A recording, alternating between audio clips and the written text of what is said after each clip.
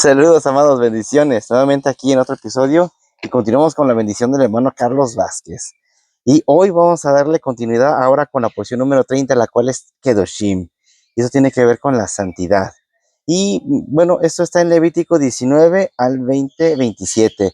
Complementariamente la Haftará en Amós 9, 7 al 15 y Ezequiel 22 al 20.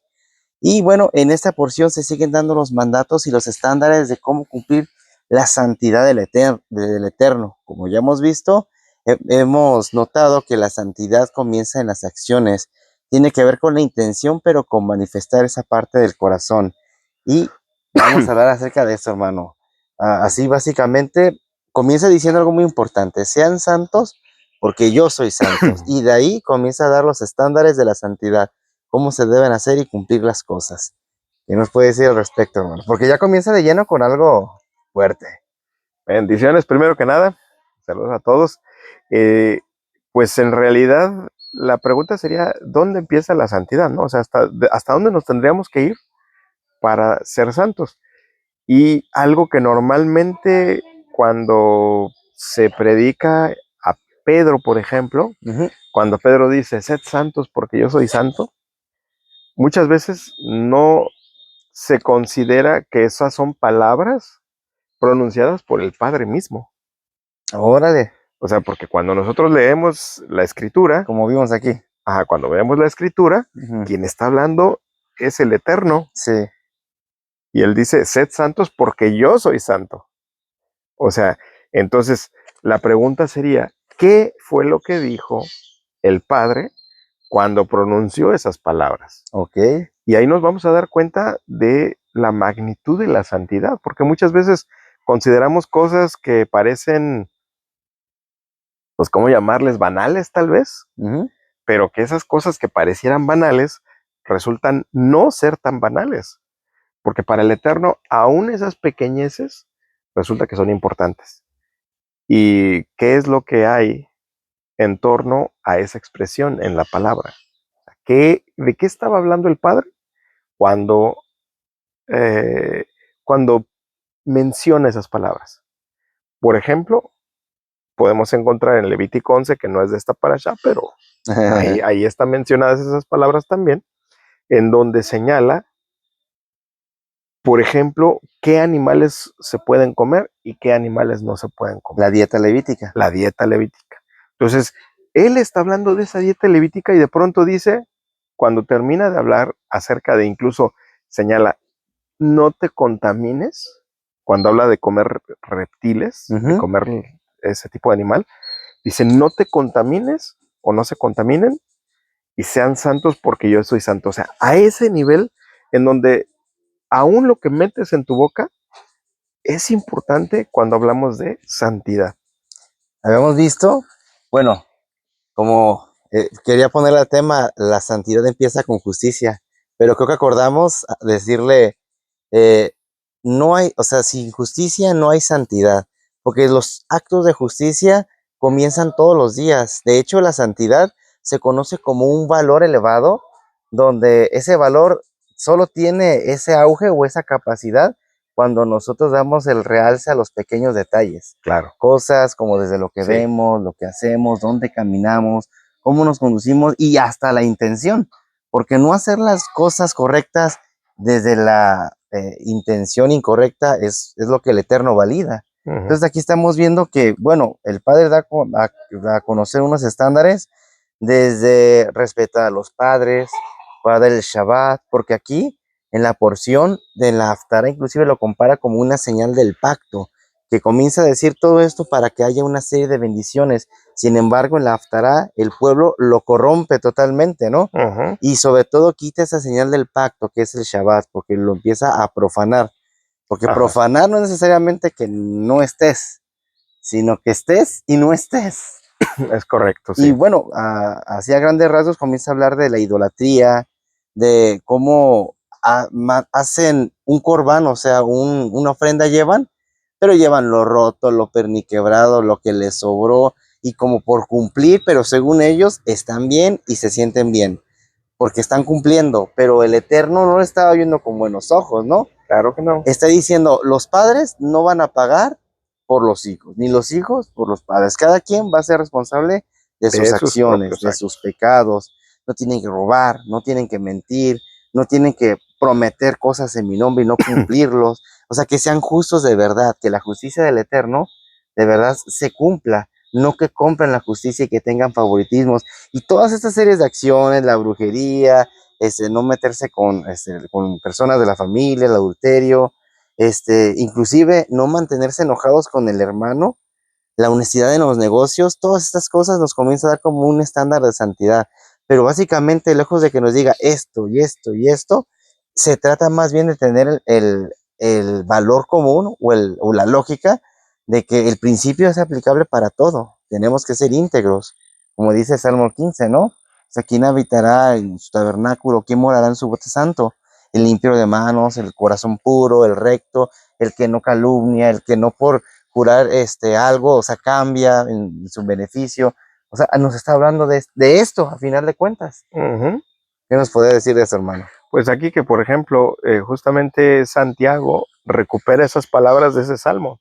A ver. En donde habla de limpiar las manos y de purificar ese corazón. O sea, lo que, digamos que retoma esa expresión, sí, y la aplica de manera práctica a la vida de, pues, de todos los que están ahí, ¿no? En esa, recibiendo esa carta, pues. Entonces les da una serie de instrucciones y órdenes, porque hay muchas que son estrictamente imperativos, como ese de limpien sus manos. O sea, es una orden. Lo que está plasmando Santiago es justamente laven sus manos, límpienlas. Y por otro lado, purifiquen esos corazones, que además lo señala como de doble ánimo. Y eso de ser doble ánimo, pues es el estar dividido. Digamos, en griego se entendería como un corazón que está partido a la mitad, y que por un lado a lo mejor tiene un deseo, pero por otro lado tiene otro deseo. Y al mismo tiempo que deseo obedecer al Padre, en esa misma medida, o a lo mejor más, deseo tal y cual cosa que no le agradan al Padre. Entonces quiero las dos cosas. Y entonces estás tambaleante, ¿no? Y él mismo dice que cuando una persona es así, es como la ola del mar.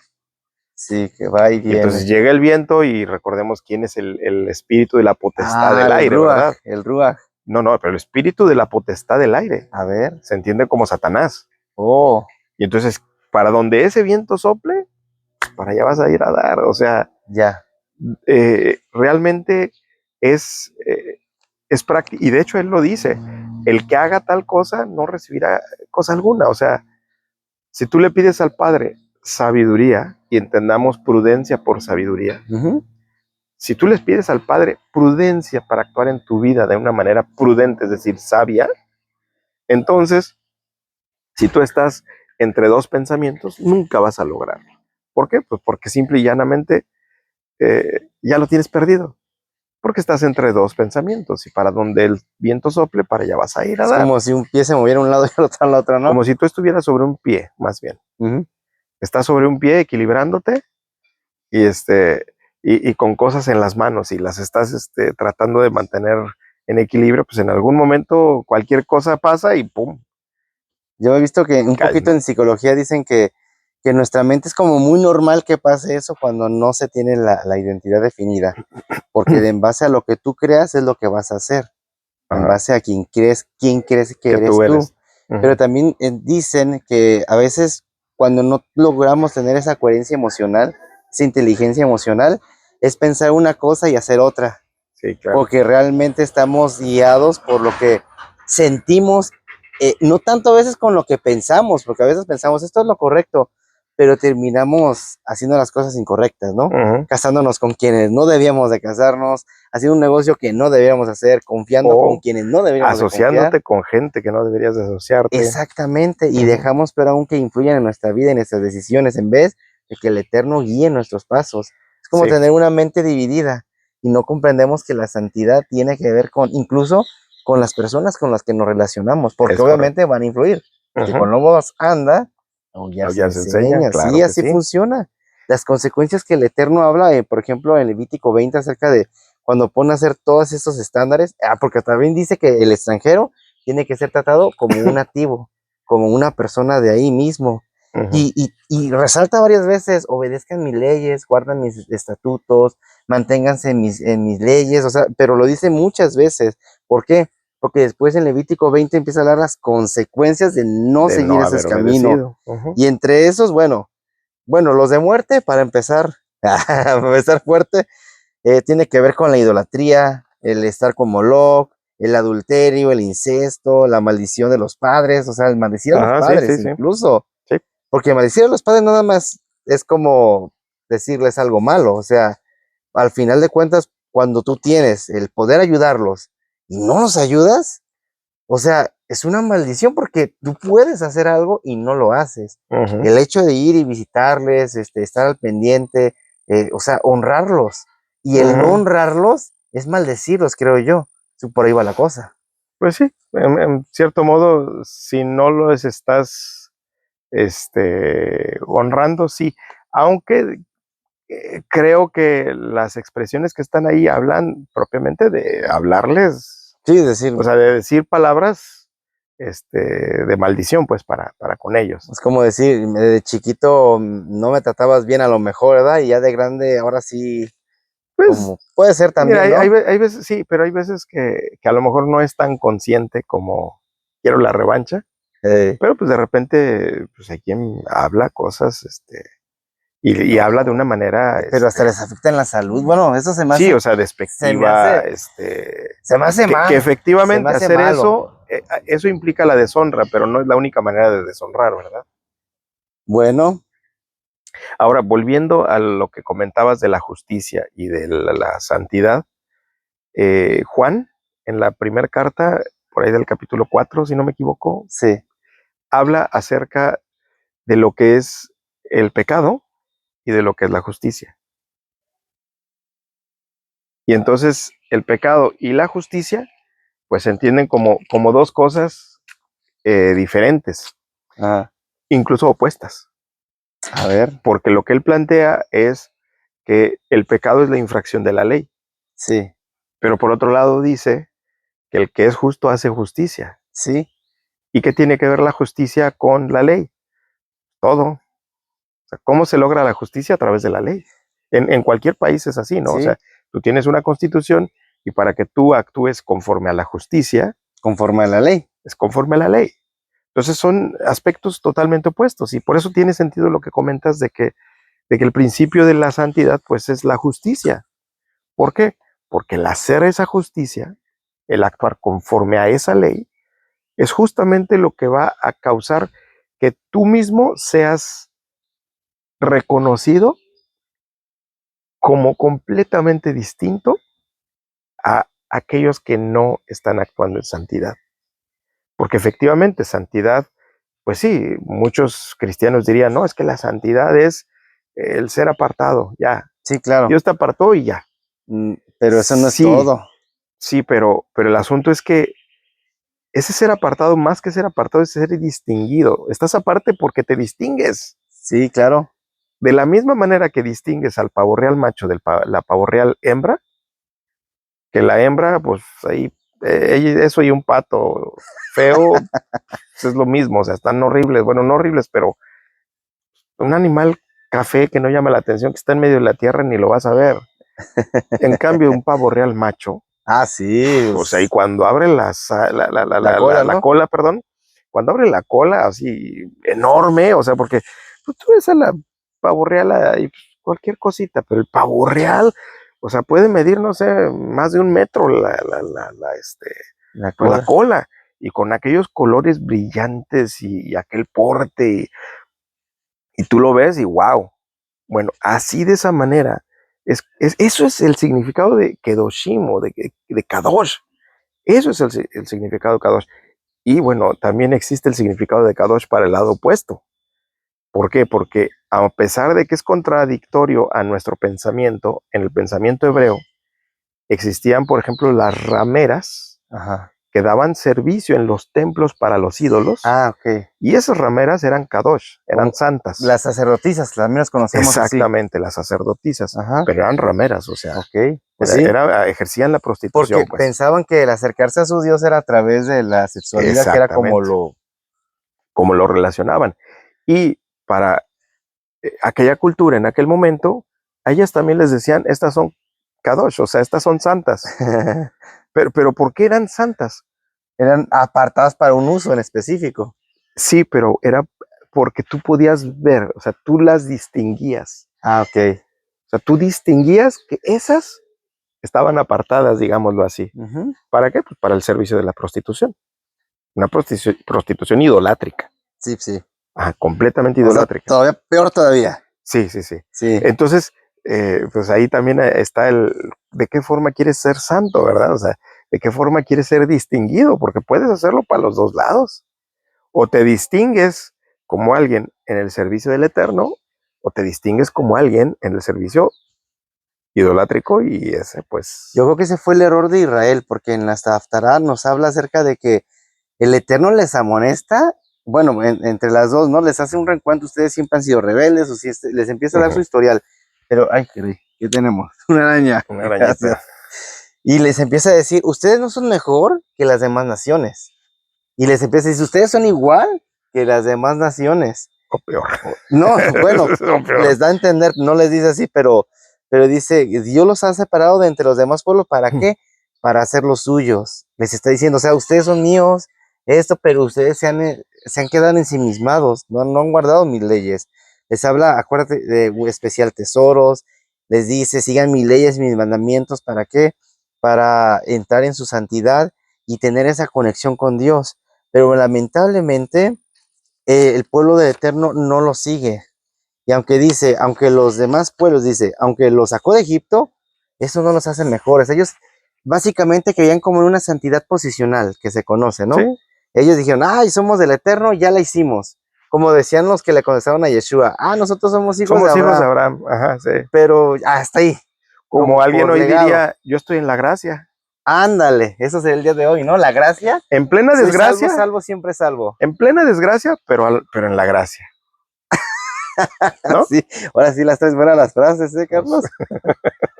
Pero les comienza a decir esto, ¿no? Dice, y viene un juicio, ¿no? Que tendrá que ser zarandeados. Van a estar divididos entre las demás naciones. Israel entre las naciones, pero el Eterno los va a zarandear. Va a permitir que eso suceda. ¿Para qué? Obviamente para que pueda distinguir entre los que le siguieron y entre los que no siguieron ese camino de obediencia. Sí. Habla de restaurar ese tabernáculo caído de David, ¿no? Claro que sí. Y quiero que nos platiques acerca de esto, porque hay muchas cosas, socialmente y personalmente, que el pueblo creyó y siguió y se fue por su camino y no siguió los caminos del Eterno, que ya les había dado en la porción, por cierto. Bueno, en ese sentido, y de hecho aprovecho para meter el gol en mi canal, Escucha la Palabra con Carlos Vázquez. En ese canal tengo una serie que es la que he estado trabajando en el último tiempo. Es exclusivamente el análisis de la carta de Santiago. Ha sido a bastante profundidad. De hecho, por eso llevo hasta ahorita, hasta el día de ayer, han sido 35 videos del análisis nada más de esa carta. Dentro de todo ese análisis, en un principio analizo a quién va dirigida. Normalmente al principio dice que a las 12 tribus que están en la dispersión. Sí. Y casi siempre, ¿qué es lo que sucede? Casi siempre lo que sucede es, todo el mundo dice, los judíos. De verdad. Sí. En el pensamiento cristiano, en cuanto dicen 12 tribus, los judíos. Ya, hasta ahí llegó mi responsabilidad. Cuando los judíos, en realidad, de manera literal, sería una tribu, la tribu de Judá. Sí. No 12. Sí, porque si no, estaban los de Gad, estaban los de Asher, y así pues todas las tribus. Isaacar, Zabulón, Simeón, etcétera, etcétera. O sea, Rubén, todos los que quieras. Pero nada más a Judá, y que son los judíos. Exacto. Bueno, ¿qué te digo? De manera literal, pues si hablamos gramaticalmente, solamente sería una tribu. La tribu de Judá. De manera histórica no es una, porque sabemos que, por ejemplo, Simeón fue absorbido por Judá. Sí. Y a esto se agregaron, a Judá se agregó Benjamín. Entonces, por eso, por ejemplo, Pablo decía que él era benjaminita. Sí. Entonces, se agrega Benjamín y cuando se rompe, digamos, la separación, cuando se hace la separación entre el reino del norte y el reino del sur, Sí, que se dividen la en tribu dos. de Leví se viene para el sur. Entonces estás hablando de 4 tribus que se quedaron en el sur. Ok. Aunado a que sí hubo descendientes de las demás tribus que se juntaron con el reino del sur, pero de estas tribus fueron asimiladas por Judá y al final de cuentas pues, se habla de los judíos, pero eso es falso, porque le está hablando a las 12 tribus que además están en la dispersión, no los que se quedaron aquí. Lo está hablando de todos los descendientes de Abraham, de Isaac y de Jacob. A eso les está hablando. Y justamente en ese contexto voy y analizo el capítulo 15 de Hechos. Hechos 15 es donde sucede aquel concilio. Claro. Y el punto de partida de ese concilio es la circuncisión. Y empiezan a hablar de la circuncisión según el rito de Moisés. Y pues empiezo preguntando, bueno, ¿y ese rito cuál es, verdad? Yo también te iba a preguntar, ¿eh? Pues ese rito no existe. El rito de Moisés, tú lees toda la palabra de Dios y jamás te vas a encontrar un rito Yo no de Moisés. lo vi, ¿eh? Por eso dije, No. a ver que me lo diga porque yo no lo leí. No existe. No hay tal rito de Moisés. Ese surge de la ley de los judíos, que es la halajá. Sí. Que esa es otra historia.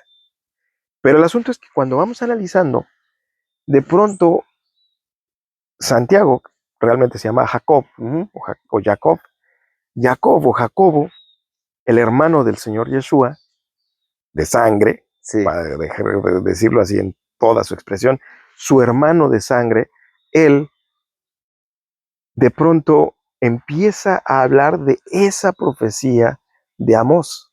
Sí. Y entonces él está hablando de la profecía de Amós y de cómo van a ser zarandeados. Y por zarandear, recordemos que la zarandeada era, ya acumularon el trigo que se trajeron en las gavillas. Revuelto con la cizaña. No, trajeron ya solo el trigo. Traen el trigo en las gavillas de trigo y entonces pasaban y trillaban. Trillar era una tabla, un tablón grandote, aventaban las gavillas y entonces ese tablón grandote le ponían mucho peso encima, incluso era como si fuera una carreta. Y encima de la carreta estaba pues el que manejaba la carreta, pero esta carreta no tiene ruedas, o sea, está el tablón. Sí. Y había un animal jalando la carreta. Y entonces pasaban sobre las gavillas y haz de cuenta que estaban haciendo esto. Como si agarras una... Como fricción. Sí, pero estabas agarrando una espiga de trigo y le haces esto, ¿qué va a pasar? Pues todos los granos van a salir. Salen. Pues eso es trillar. Entonces, pero pues imagínate, para trillarlo de un campo, por eso es que lo hacían así. Sí, un montón. O sea, con las manos te las vas a acabar y no vas a terminar. Entonces, trillaban y después de que trillaban, es decir, soltaban los granos, los amontonaban y entonces venía el zarandeo. ¿Qué es el zarandeo? El zarandeo agarraban una malla. Ahora es como cernir. Cernir, exactamente. Porque normalmente le tenían que pegar, ¿no? Más bien lo aventaban. Lo aventaban. Está el cernidor o la criba. Y entonces está esta malla con una rueda por lo regular, ¿no? Pero el asunto es que este cernidor, pues había alguien que le aventaba el trigo ahí. Y entonces lo agitaban, lo aventaban para arriba y volvían a cacharlo. ¿Qué hacían con esto? Pues cuando venía el viento se llevaba la hojarasca. De tal manera que nada más caía en el acriba por el peso del grano. Entonces se iba a la basura. Lo que no servía se iba. Órale. Eso fue lo que hizo el Señor con Israel. Aquello que no pesaba, los que no tenían sustancia, Él aventó la criba y el viento se llevó ¿a dónde? A donde vaya el viento. Y ahora nosotros es pregunta si somos de verdad trigo o lo que sobra. La basura. Y esa hojarasca no sirve para otra cosa más que para quemarse. Está bárbaro esto, ¿eh? Eso justamente ahí es donde Jacob, el Santiago de la carta, retoma la profecía de Amós, en donde habla de eso. ¿Por qué? Porque él está identificando que esas 12 tribus a quienes está llegando el mensaje Sí. en Hechos 15 son aquellos que resultaron de la dispersión, que resultaron de que sirviera el Señor ese trigo y fueron esparcidos por todas partes. Y él está identificando, estos son los que fueron esparcidos. Y por eso es que la palabra claramente dice que hoy aquel que cree en Yeshua se convierte en parte de Israel. Y a lo mejor por eso dice también que aquellos que conoció, a esos mismos predestinó. ¿Por qué? Porque Israel ya lo había conocido. Y hoy están reconociendo estos a su hacedor. Es como cuando dicen la salvación se pierde, porque ahí como cabe la respuesta. En realidad no es tanto que se pierdan, o sea, en realidad eran del Eterno. O sea, los que creen. Sí. Porque los que no, pues son esa hojarasca. Sí. Y aquí también lo bueno es de que termina, bueno, lo bueno para los que tenemos esperanza, que termina diciendo que ya una vez todos juntos, aún en la dispersión, se van a unir y ya nunca serán dispersos, ya nunca serán nuevamente, o sea, van a estar con el Eterno. Ajá. Yo un comentario que vi es que dice que la misericordia de Dios fue mucho más que la rebeldía del pueblo, actuando muchas veces solo por amor a su nombre, solo por su solo nombre que lo sostenía Israel, para que las demás naciones no se burlaran de él. ¿Por qué? Porque tenía este propósito, tenía este fin, que Israel pudiera ser unido y de entre todas la dispersión, la diáspora, poder de verdad tener a su pueblo en regocijo, pero con el fin de poder reinar con justicia, de poder estar en un pueblo santo y para que esa santidad se pudiera manifestar a las demás naciones. Es correcto. Eso es lo que yo puedo ver. Sí, y el asunto es que las demás naciones tienen que identificar a ese santo, a ese que actúa diferente, a ese que, o no ha pasado de repente que vas caminando por la calle, oye, usted tiene algo diferente, Sí. o con alguien te conoce y, oye, pero es que te ves distinto, tú algo tienes. Eso justamente, eso es santidad. ¿Por qué? Porque está siendo identificado. De la misma manera que pueden ver 20,000 leonas y de pronto ves un león. Este es el león. Así, así. Y de hecho, hay una relación muy cercana entre esta palabra de santidad y justamente el macho. Porque en el reino animal, si de pronto tú ves una pareja de animales y uno es muy llamativo y el otro es demasiado simple o no tan llamativo, por lo regular el que es llamativo es el macho. Eso es lo común. Órale. Y tiene sentido. Sí. Imagínate tú que de pronto llega un depredador. No, llega un depredador. Okay. Llega un depredador y ¿a cuál de los dos se va a ir por lo regular? Pues contra el que más llama la atención. Y entonces la hembra, ¿qué va a hacer? Pues resguardar a sus pequeños, ¿no? Entonces la hembra no llama tanto la atención. El que llama es el macho. Ya. ¿Y qué es lo que normalmente sucede? Bueno, pues el depredador va a tratar de irse contra el que más llama la atención, no contra el otro. Órale. ¿Sí? Pues yo creo que podemos estar terminando en la reflexión de que la santidad que el Padre pide básicamente es poder quitar como esa hojarasca de nuestra vida, claro, para nosotros tener solamente el peso de su gloria. De hecho, Cabat y Cabot, que bueno, aunque lo dice allí en Isaías, habla de como ser esa balanza, es como la balanza y el peso. De hecho, ahí habla acerca de que su misma gloria sostiene el universo. Aquí es algo así como que su gloria nos sostiene a nosotros y solo por su gloria tenemos el peso. Y eso es lo que nos va a hacer sobresalir y poder sostenernos en poder guardar sus palabras, sus mandamientos. Algo que tú comentabas ayer, aprovechando, ¿verdad? Allí con Pelagio, con los pelagianos, comentabas de que la mamá de Juan el Bautista dice que se mantenía irreprensible, porque luego hay gente que dice, no, nomás Yeshua, y porque era Dios, bueno, Jesús, y porque era Dios, pero sin embargo, el Eterno, por ejemplo, en la Biblia nos habla de bastante gente que dice que era irreprensible, era justa, era santa, era apartada, pues Enoc, los padres de Juan, también por ejemplo, Eliseo, y hay muchos personajes que se mantenían. Por ejemplo, Jeremías, aunque él no manifestó un solo milagro, porque para él fue llorar y llorar y llorar, realmente su vida fue una muestra de santidad que el pueblo necesitaba ver, para que vieran que el Eterno puede obrar aún sin tener que manifestarse. Sí. Bueno, muchas cosas, pero bueno, hasta aquí lo vamos a dejar. ¿Algo que quiera cerrar, comentar? Pues saludar? Nada más eso, que efectivamente la santidad sin la justicia no puede existir. Y entendiendo por justicia el actuar conforme a las instrucciones que el Eterno nos dio. Si el Eterno nos dejó instrucciones para hacer algo, no puedes ser santo si no ejecutas esa instrucción. Es imposible. Por eso es que Juan dice en su carta, el justo hace justicia. O sea, y dice, y no te engañes, o sea, no se engañen. El justo hace justicia. Y ese justo por la fe vivirá. Claro que eso dice.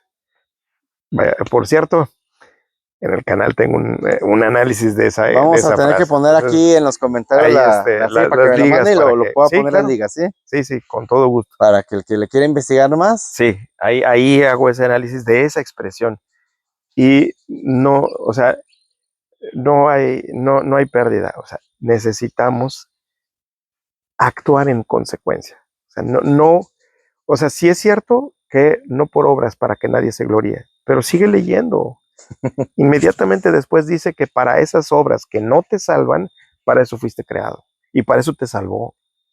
Entonces, ¿cómo es posible que no hagamos aquello para lo cual nos salvó? El punto es, no nos salvamos por las obras, para nada, pero para eso te salvó, para que las hagas. De otra manera, ¿qué sentido tiene? ¿Para qué te salvó? Nomás para ser salvo. No, espérame, o sea, estarías diciendo que el Eterno es alguien que actúa con despropósito. No, Él tiene propósito. ¿Cuál es ese propósito? Para empezar, que hagas esas obras que están ahí escritas y que escribió desde antes, porque dice que son de antemano preparadas, Sí, ¿no? para que pasemos por ellas. Pues ¿dónde están? Pues en su palabra, ahí dice qué es lo que tienes que hacer.